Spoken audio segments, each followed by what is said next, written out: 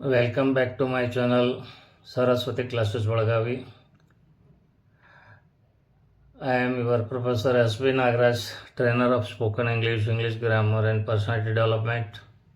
Friends, today I would like to teach you a topic of personality development. In personality development, there is a topic stress management. In stress management, there is a small topic problems. ಸ್ನೇಹಿತರೆ, ನಾನು ನಿಮ್ಮ professor S.B. Nagaraj. ಇವತ್ತು ನಿಮಗೆ personality development ಒಳಗೆ ಒಂದು stress management ಅಂತ ಬರುತ್ತೆ. ಆ ಸ್ಟ್ರೆಸ್ ಮ್ಯಾನೇಜ್ಮೆಂಟಲ್ಲಿ ಪ್ರಾಬ್ಲಮ್ಸ್ ಬಗ್ಗೆ ಒಂದು ಸಣ್ಣ ಟಾಪಿಕ್ ಇದೆ. ಆ ಟಾಪಿಕ್ ಮೇಲೆ ಆ ಟಾಪಿಕ್ಕನ್ನು ನಾನು ನಿಮಗೆ ಹೇಳ್ಕೊಡ್ತಾ ಇದ್ದೀನಿ. ಈ ವಿಡಿಯೋನ ಪ್ರಾರಂಭಿಸುವ ಮೊದಲು ತಮ್ಮಲ್ಲಿ ಒಂದು ವಿನಂತಿ ಏನಂತಂದರೆ, ಇಲ್ಲಿವರೆಗೆ ನಮ್ಮ ಈ ಚಾನಲ್ಗೆ ಯಾರು ಸಬ್ಸ್ಕ್ರೈಬ್ ಆಗಿಲ್ಲೋ ಅವರು ದಯವಿಟ್ಟು ಸಬ್ಸ್ಕ್ರೈಬ್ ಆಗಿ ಪಕ್ಕದಲ್ಲಿರುವಂಥ ಬೆಲ್ ಐಕಾನನ್ನು ಕ್ಲಿಕ್ ಮಾಡಲಿಕ್ಕೆ ಮರಿಬೇಡಿ. ಯಾಕಂದರೆ ನಿಮ್ಮ ಸಪೋರ್ಟ್ ನಮಗಿದ್ದರೆ ಮಾತ್ರ ನಾವು ಮುಂದುವರಲಿಕ್ಕೆ ಆಗ್ತದೆ, ಇಲ್ಲಾಂದರೆ ಸಾಧ್ಯ ಆಗೋದಿಲ್ಲ. ಸ್ನೇಹಿತರೆ, ದಯವಿಟ್ಟು ಸಬ್ಸ್ಕ್ರೈಬ್ ಮಾಡಿ. ಸಬ್ಸ್ಕ್ರೈಬ್ ಮಾಡ್ಕೊಳ್ಳೋಕ್ಕೆ ನಿಮಗೆ ಒಂದು ಪೈಸಾ ಕೂಡ ಖರ್ಚು ಆಗೋದಿಲ್ಲ. ಮತ್ತು ಈ ವಿಡಿಯೋನ ಇಲ್ಲಿಂದ ಕೊನೆಯವರೆಗೂ ನೀವು ನೋಡಲಿಕ್ಕೆ ಮರಿಬೇಡಿ, ಯಾಕಂದರೆ ಇದು ತುಂಬಾ ಇಂಟ್ರೆಸ್ಟ್ ಆಗಿದೆ. ಈ ವಿಡಿಯೋ ನಿಮಗೆ ಜೀವನದಲ್ಲಿ ಖಂಡಿತವಾಗಿ ಉಪಯೋಗ ಆಗೇ ಆಗ್ತದೆ ಅನ್ನುವಂಥ ವಿಶ್ವಾಸ ನನಗಿದೆ. ಸ್ನೇಹಿತರೆ, ಈಗ ನೇರವಾಗಿ ಆ ಟಾಪಿಕ್ಕಿಗೆ ಬರೋಣ. ಆ ಟಾಪಿಕ್ ಏನು ಅಂತಂದರೆ ಪ್ರಾಬ್ಲಮ್ ಅಂದರೆ ಏನು? ಸಮಸ್ಯೆ, ಕಷ್ಟ. ಸ್ನೇಹಿತರೆ, ಪ್ರತಿಯೊಬ್ಬರ ಜೀವನದಲ್ಲೂ ಕಷ್ಟಗಳು ಅಥವಾ ಸಮಸ್ಯೆಗಳು ಬಂದೇ ಬರ್ತಾವೆ. ದೇವರು ಅವುಗಳನ್ನು ಕೊಟ್ಟೇ ಕೊಡ್ತಾನೆ. ಯಾಕಂದರೆ ಸಮಸ್ಯೆಗಳು ಅಥವಾ ಈ ಪ್ರಾಬ್ಲಮ್ ಅನ್ನೋ ಏನದಾವಲ್ಲ, ಇವು ನಮ್ಮನ್ನು ತಿದ್ದಲಿಕ್ಕೆ ಬರ್ತಾವೆ, ನಮ್ಗೆ ಅನುಭವವನ್ನು ಕೊಡ್ಲಿಕ್ಕೆ ಬರ್ತಾವೆ, ನಮ್ಮ ಜೀವನದಲ್ಲಿ ನಾವು ಎಚ್ಚರವಾಗಿ ಯಾಕೆ ಬದುಕಬೇಕು ಅನ್ನೋದನ್ನು ಹೇಳ್ಕೊಡ್ಲಿಕ್ಕೆ ಬರ್ತಾವೆ. ಅದಕ್ಕೋಸ್ಕರ ನಾವು ಈ ಪ್ರಾಬ್ಲಮ್ ಅಥವಾ ಕಷ್ಟಗಳಿಗೆ ಯಾವಾಗಲೂ ಹೆದರಬಾರ್ದು. ಹೆದರ್ಕೊಂಡು ಕೆಲವರು ಆತ್ಮಹತ್ಯೆಯನ್ನು ಮಾಡ್ಕೊಳ್ತಾರೆ. ಕೆಲವರು ತಾವಷ್ಟೇ ಆತ್ಮಹತ್ಯೆಯನ್ನು ಮಾಡ್ಕೊಳ್ಳೋದಲ್ಲ ಅಲ್ಲದೆ ಮನೆಯವರ ಮಕ್ಕಳು, ಹೆಂಡಂದಿರು ಎಲ್ಲರಿಗೂ ವಿಷ ಕೊಟ್ಟು ತಾವು ವಿಷ ಕುಡಿಯೋದು ಅಥವಾ ತಾವು ಆತ್ಮಹತ್ಯೆಯನ್ನು ಮಾಡ್ಕೊಳ್ಳೋದು, ಅಥವಾ ಹುಡುಗರು ಹುಡುಗಿಯರಿಗೋಸ್ಕರ ಆತ್ಮಹತ್ಯೆಯನ್ನು ಮಾಡ್ಕೊಳ್ಳೋದು, ಹುಡುಗಿಯರು ಹುಡುಗರಿಗೋಸ್ಕರ ಆತ್ಮಹತ್ಯೆಯನ್ನು ಮಾಡ್ಕೊಳ್ಳೋದು, ಈ ಥರ ಹಲವಾರು ಘಟನೆಗಳನ್ನು ನಾವು ದಿನನಿತ್ಯ ಜೀವನದಲ್ಲಿ ನೋಡ್ತಾ ಇದ್ದೀವಿ. ಅದಾಗಬಾರ್ದು ಅನ್ನೋ ಸಲುವಾಗಿ ನಾನು ಈ ವಿಡಿಯೋವನ್ನು ಮಾಡ್ತಾಯಿದ್ದೀನಿ. ಸ್ನೇಹಿತರೆ, ಈ ಕಷ್ಟಗಳು ಮನುಷ್ಯನ ಜೀವನದಲ್ಲಿ ಬಂದೇ ಬರ್ತವೆ. ಇವು ಖಂಡಿತವಾಗಿ ಬರ್ತವೆ. ಪ್ರತಿಯೊಬ್ಬರ ಜೀವನದಲ್ಲೂ ಕಷ್ಟಗಳು, ಸಮಸ್ಯೆಗಳು ಬಂದೇ ಬರ್ತವೆ. ಮತ್ತು ಈ ಕಷ್ಟಗಳು, ಸಮಸ್ಯೆಗಳು ಕೇವಲ ಮನುಷ್ಯರಿಗೆ ಅಷ್ಟಲ್ಲ, ದೇವರನ್ನು ಈ ಕಷ್ಟಗಳು ಬಿಟ್ಟಿಲ್ಲ, ಸಮಸ್ಯೆಗಳು ಬಿಟ್ಟಿಲ್ಲ. ಪ್ರತಿಯೊಬ್ಬ ದೇವರಿಗೂ ಕೂಡ ಕಷ್ಟಗಳು, ಸಮಸ್ಯೆಗಳು ಬಂದಿದ್ದಾವೆ. ಯಾವ ಮಹಾರಾಜರನ್ನು ಬಿಟ್ಟಿಲ್ಲ, ಅವರಿಗೂ ಕೂಡ ಸಾಕಷ್ಟು ಕಷ್ಟಗಳು, ಸಮಸ್ಯೆಗಳು ಬಂದಿದ್ದಾವೆ. ಇದರಲ್ಲಿ ಮುಖ್ಯವಾಗಿರೋದು ಏನಪ್ಪ ಅಂತಂದರೆ, ಕಷ್ಟಗಳು, ಸಮಸ್ಯೆಗಳಿಗೆ ನಾವು ಹೆದರ್ಕೋಬಾರ್ದು. ಅವು ನಮ್ಮ ಒಳ್ಳೆಯದಕ್ಕಾಗಿ ಬಂದಿರ್ತಾವೆ. ನಮ್ಮ ಜೀವನದ ಒಳ್ಳೆಯ ಮೆಟ್ಟಿಲುಗಳನ್ನು, ಯಶಸ್ಸಿನ ಮೆಟ್ಟಿಲುಗಳನ್ನು ನಮಗೆ ಅವು ರೂಪಿಸಿಕೊಡ್ಲಿಕ್ಕೆ ಬಂದಿರ್ತಾವೆ. ಅದಕ್ಕೋಸ್ಕರ ಸಮಸ್ಯೆಗಳಿಗೆ ಅಥವಾ ಈ ಕಷ್ಟಗಳಿಗೆ ನಾವು ಹೆದರ್ಕೊಂಡು ಆತ್ಮಹತ್ಯೆ ಮಾಡ್ಕೊಳ್ಳೋದು ಅಥವಾ ಏನಾದರೂ ಅನಾಹುತಗಳನ್ನು ನಾವು ಮಾಡ್ಕೋಬಾರ್ದು. ಅದು ನಮ್ಮ ಮೂರ್ಖತನ ಆಗ್ತದೆ. ಸ್ನೇಹಿತರೆ, ಈ ಕಷ್ಟಗಳು ಬಂದಾಗ ನಾವು ಏನು ಮಾಡಬೇಕು?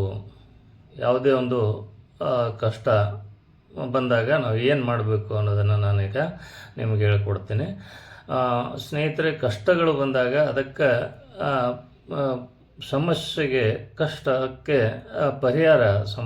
ಪರಿಹಾರ ಅನ್ನೋದೊಂದು ಇದ್ದೇ ಇರುತ್ತೆ. There is A solution for every problem. ಪ್ರತಿಯೊಂದು ಸಮಸ್ಯೆಗೂ ಒಂದು ಪರಿಹಾರ ಅನ್ನೋದು ಖಂಡಿತವಾಗಿದ್ದೇ ಇರ್ತದೆ. ಅದಕ್ಕೆ ಯಾವುದೇ ಸಂದೇಹವಿಲ್ಲ. ಆ ಸಮಸ್ಯೆಗೆ ಪರಿಹಾರವನ್ನು ನಾವು ಕಂಡುಕೊಳ್ಳದೆ ಹೋದರೆ ನಮ್ಮಂಥ ಮೂರ್ಖರು ಯಾರೂ ಇಲ್ಲ. ಆ ಸಮಸ್ಯೆಗೆ ಪರಿಹಾರವನ್ನು ಹೇಗೆ ಕಂಡುಕೊಳ್ಳೋದು? ಈ ಕೆಲವೊಂದು ಸಮಸ್ಯೆಗಳಿಗೆ ಪರಿಹಾರವನ್ನು ಸ್ವತಃ ನಾವು ಕುಳಿತು ಯೋಚನೆ ಮಾಡೋದ್ರ ಮುಖಾಂತರ ಸಾಕಷ್ಟು ಆಳವಾಗಿ ಯೋಚನೆ ಮಾಡಿ ಅದಕ್ಕೆ ನಾವು ಪರಿಹಾರವನ್ನು ಕಂಡುಕೋಬೋದು. ಕೆಲವೊಂದು ಸಮಸ್ಯೆಗಳನ್ನು ನಾವು ಮನೆಯವರೆಲ್ಲರೂ ಕೂತ್ಕೊಂಡು ಚರ್ಚೆ ಮಾಡಿ ಆ ಸಮಸ್ಯೆಗೆ ಪರಿಹಾರವನ್ನು ಕಂಡುಕೋಬೋದು. ಇಲ್ಲಪ್ಪ ಅಂದರೆ ನಾವು ಹಲವಾರು ಬುದ್ಧಿವಂತ ಜನರ ಸಲಹೆ ಸೂಚನೆಗಳನ್ನು ಪಡೆದುಕೊಂಡು ಅದರಲ್ಲಿ ಯಾರ ಸಲಹೆ ಸೂಚನೆ ನಮ್ಮ ಸಮಸ್ಯೆಗೆ ಅತ್ಯಂತ ಸೂಕ್ತವಾಗಿದೆಯೋ ಸಲಹೆ ಸೂಚನೆಯನ್ನು ನಾವು ಸ್ವೀಕರಿಸಿ ಅದನ್ನು ಅನುಸರಿಸಿ ಆ ಕಷ್ಟದಿಂದ ನಾವು ಪಾರಾಗ್ಬೋದು. ಇದು ನಮಗೆ ಇರುವಂಥ ಅತ್ಯುತ್ತಮವಾದಂಥ ಮಾರ್ಗ. ಈ ಕಷ್ಟ ಅಥವಾ ಸಮಸ್ಯೆಗೆ ನಾವು ಪರಿಹಾರವನ್ನು ಕಂಡುಕೊಳ್ಳಬೇಕಾದರೆ ಈ 3 ಮಾರ್ಗಗಳಲ್ಲಿ ಯಾವುದಾದ್ರೂ ಒಂದನ್ನು ನಾವು ಅನುಸರಿಸ್ಬೋದು. ಸ್ವತಃ ಕುಳಿತುಕೊಂಡು ಯೋಚನೆ ಮಾಡಿ ಸಮಸ್ಯೆಗೆ ಪರಿಹಾರವನ್ನು ಕಂಡುಕೊಳ್ಳೋದು, ಅಥವಾ ಮನೆಯವರೆಲ್ಲರೂ ಕುಳಿತುಕೊಂಡು ಚರ್ಚೆ ಮಾಡಿ ಸಮಸ್ಯೆಗೆ ಪರಿಹಾರವನ್ನು ಕಂಡುಕೊಳ್ಳೋದು, ಅಥವಾ ನಾವು ಅನುಭವಸ್ಥರ ಬುದ್ಧಿವಂತರ ಸಲಹೆ ಸೂಚನೆಗಳನ್ನು ಪಡೆದುಕೊಂಡು ಅದರಲ್ಲಿ ಯಾರ ಸಲಹೆ ಸೂಚನೆ ನಮಗೆ ಸೂಕ್ತವಾಗಿದೆಯೋ ಅದನ್ನು ನಾವು ಉಪಯೋಗಿಸಿಕೊಂಡು ನಾವು ನಮ್ಮ ಸಮಸ್ಯೆಗೆ ಪರಿಹಾರವನ್ನು ಕೊಂಡ್ಕೋಬೋದು. ಇದು ಇದಕ್ಕೆ ನಾವು ಆತ್ಮಹತ್ಯೆ ಅಥವಾ ಪ್ರಾಣವನ್ನು ಕಳೆದುಕೊಳ್ಳುವುದು ಒಂದೇ ಮಾರ್ಗ ಅಂತ ಇರೋದಿಲ್ಲ. ಅದಂತೂ ಮಾರ್ಗ ಅಲ್ವೇ ಅಲ್ಲ, ಅದು ಮೂರ್ಖರ ಕೆಲಸ. ಸ್ನೇಹಿತರೆ, ಇನ್ನೂ ಒಂದು ವಿಷಯವನ್ನು ನಾನು ನಿಮಗೆ ಇಲ್ಲಿ ಹೇಳಲಿಕ್ಕೆ ಇಷ್ಟಪಡ್ತೇನೆ. ನಿಮಗೆ ಸಮಸ್ಯೆ ಬರಲಿಕ್ಕೆ ಹಲವಾರು ಸಂದರ್ಭಗಳಲ್ಲಿ ಕಾರಣಗಳು ಹೇಗಿರ್ತಾವೆ ಅಂತಂದರೆ, ಕೆಲವೊಂದು ಸಮಸ್ಯೆಗಳು ನಿಮಗೆ ಮುನ್ಸೂಚನೆ ಆಗಿರ್ತಾವೆ. ಉದಾಹರಣೆಗೆ ಬ್ಯಾಂಕ್ನಲ್ಲಿ ಸಾಲ ಮಾಡೋದಾಗಲಿ, ಅಥವಾ ಇನ್ನೂ ಕೆಲವೊಂದು ನಿಮಗೆ ಗೊತ್ತಿರ್ತಾವೆ. ನೀವು ಗೊತ್ತಿದ್ದನ್ನು ಆ ಸಮಸ್ಯೆಯನ್ನು ಮೈ ಮೇಲೆ ಎಳೆದುಕೊಳ್ತಾ ಇರ್ತೀರಿ. ಆವಾಗ ನಿಮ್ಮ ತಾಕತ್ತಷ್ಟು ನಿಮಗೆ ಎಷ್ಟು ಸಾಲವನ್ನು ಮುಟ್ಟಿಸ್ಲಿಕ್ಕೆ, ಅದರ ಬಡ್ಡಿ ಸಮೇತ ತೀರಿಸಲಿಕ್ಕೆ ತಾಕತ್ತಿದೆ, ಅದೆಲ್ಲವನ್ನು ಸರಿಯಾಗಿ ಯೋಚನೆ ಮಾಡದೆ ನೀವು ಸಿಕ್ಕಾಪಟ್ಟಿ ಸಾಲ ಮಾಡಿಕೊಂಡು ಆತ್ಮಹತ್ಯೆ ಮಾಡ್ಕೊಳ್ಳುವಂಥದ್ದು, ಅಥವಾ ಇನ್ನು ಕೆಲವೊಂದು ಸಂದರ್ಭಗಳಲ್ಲಿ ಏನಾಗ್ತದೆ ಅಂದರೆ, ನೀವು ಕೆಲವು ವ್ಯಕ್ತಿಗಳನ್ನು ಅತಿಯಾಗಿ ನಂಬಿಡ್ತೀರ. Too much is too bad ಅಂತಾರೆ.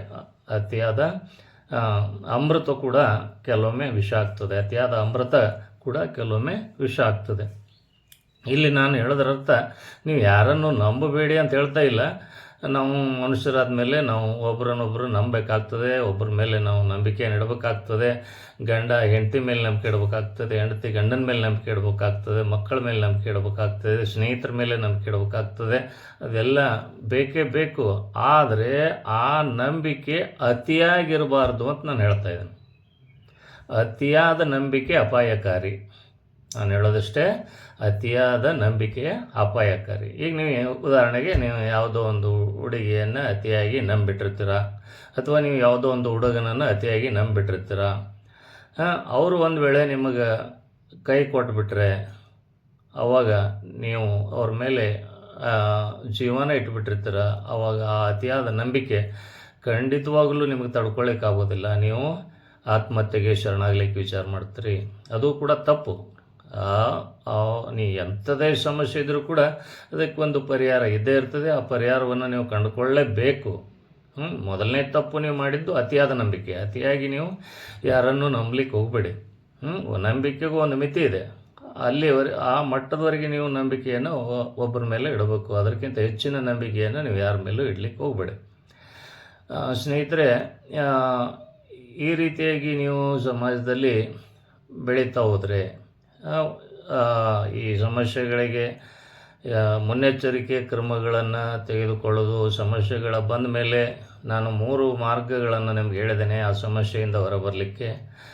ಆ 3 ಮಾರ್ಗಗಳಲ್ಲಿ ಯಾವುದಾದ್ರೂ ಒಂದು ಮಾರ್ಗವನ್ನು ನೀವು ಅನುಸರಿಸ್ಬೋದು. ಅಥವಾ ಈ ಸಮಸ್ಯೆಗಳಿಗೆ ಬರಬೇಡಿ ಅಂತ ಹೇಳಲಿಕ್ಕಾಗೋದಿಲ್ಲ. ಪ್ರತಿಯೊಬ್ಬರಿಗೂ ಸಮಸ್ಯೆಗಳು ಜೀವನದಲ್ಲಿ ಬಂದೇ ಬರ್ತಾವೆ. ಆ ಸಮಸ್ಯೆಯಿಂದ ನಾವು ಹೊರಗೆ ಬರಲೇಬೇಕು, ಪಾರಾಗಲೇಬೇಕು. ಅದು ದೇವರು ನಮಗೆ ಒಂದು ಕೊಡುವಂಥದ್ದು ಒಂದು ಪಾಠ. ಅದು ನಮ್ಮ ಜೀವನಕ್ಕೆ ಒಂದು ಲೆಸನ್. ಅದು ನಮ್ಮ ಜೀವನದಲ್ಲಿ ನಾವು ಇನ್ನು ಮುಂದೆ ಹೇಗೆ ಇರಬೇಕು ಅನ್ನೋದನ್ನು ದೇವರು ನಮ್ಗೆ ಆ ರೀತಿಯಾಗಿ ಕಲಿಸ್ಕೊಡ್ತಿರ್ತಾನೆ. ಅದಕ್ಕೆಲ್ಲ ನಾವು ಹೆದರ್ಕೊಂಡು ಓಡಾಡಬೇಕಾಗಿಲ್ಲ. ಅದಕ್ಕೆ ನಾವು ಪರಿಹಾರವನ್ನು ಕಂಡುಕೊಳ್ಳಲೇಬೇಕು. ಪರಿಹಾರ ಇದ್ದೇ ಇದೆ.